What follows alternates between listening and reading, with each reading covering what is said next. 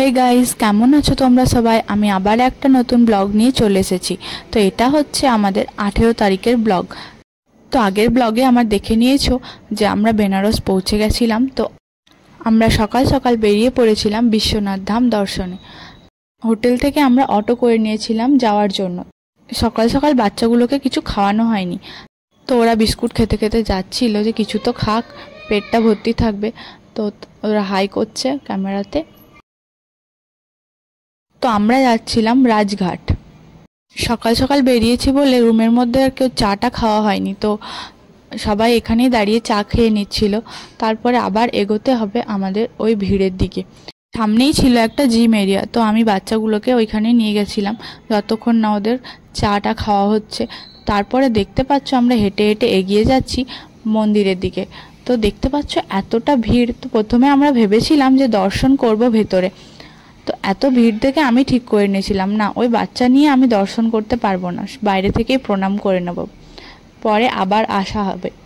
তো বাইরে থেকে স্ক্রিনের মধ্যে ভেতরে শিবলিঙ্গকে দেখানো হচ্ছিল, তো সেখান থেকে আমরা ভক্তি ভরে প্রণাম করে নিয়েছিলাম যে নেক্সট বার আবার আসবো আমরা বেনারস ঘুরতে। এই ভিড়ে আমরা বেনারস ভালো করে ঘুরে কিছুই দেখতে পাইনি। তো তারপরে আমরা দাঁড়িয়ে গেছিলাম লস্যি খেতে, কারণ বেনারসের লস্যি খুব বিখ্যাত। তো বেনারস এসেছি আর লস্যি না খেলে হয়? জিজু বললে লস্যিটা খেতেই হবে। তো এখন মামার কাঁধেও চেপে হেঁটে হেঁটে যাচ্ছে।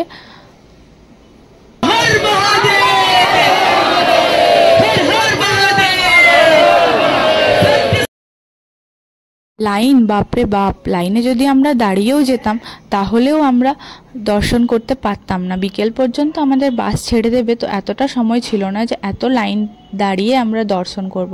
তো আমরা চলে এসেছি ঘাটে। তো এতটা ভিড় অতিক্রম করে আসতেই আমাদের অবস্থা খুব খারাপ হয়ে গেছিলো। বাচ্চাগুলো আর হাঁটতেও পারছিল না, ওদেরকে একটু বস করিয়েছিলাম। তো দেখতে পাচ্ছ আমরা এখন চলে এসেছি দশমেধ ঘাট।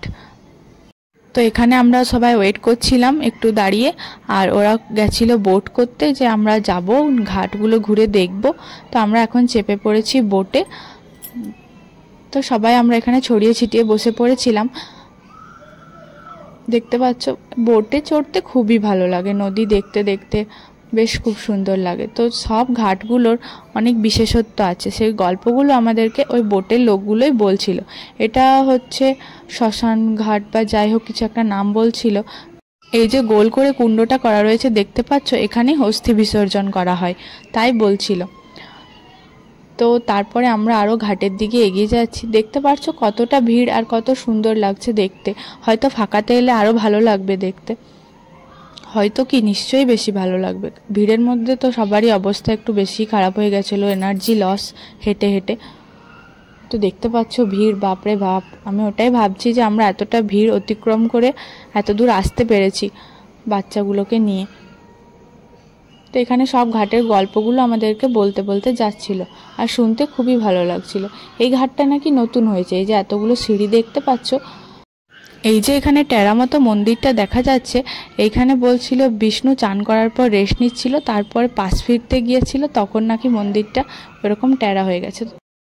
ওইদিকে সব কিছু কমপ্লিট করে আমরা চলে এসেছিলাম পেট পুজো করতে, কারণ আর কারো ক্ষমতা ছিল না খালি পেটে হাঁটার। তো তারপরে আমরা ওইখান থেকে বেরিয়ে পড়ি ওই ভিড়ে প্রচুর হেঁটে হেঁটে।